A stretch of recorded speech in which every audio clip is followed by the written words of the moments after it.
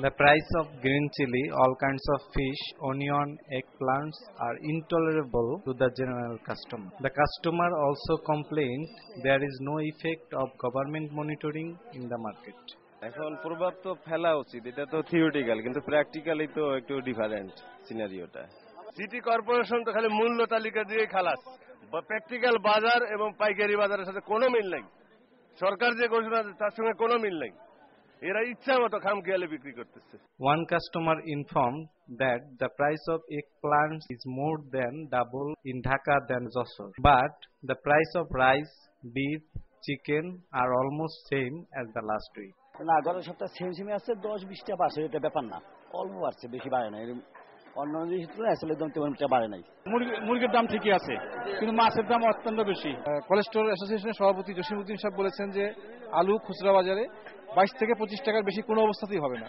28 টাকার নিচে আলু কিনতে পারা যাচ্ছে না। যশোর কাঁচা বাজারে আজকে এই বেগুনটার দাম কত? সেখানে খুচরা বিক্রি হচ্ছে 32 টাকা, এখানে 60 টাকার নিচে বেগুন বিক্রি হচ্ছে না।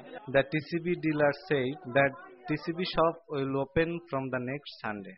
টিসিবি তারা বলতেছে যে আগের দিন যারা মানে তাদের সাথে একটা 15,000 টাকা একটা ডিট করছে তাদেরকে দিয়ে দিছে তাড়াহুড়া করে, আর আমরা 18 তারিখে করছি, আমাদেরটা বলতেছে এখন রোববারে নাকি দিবে।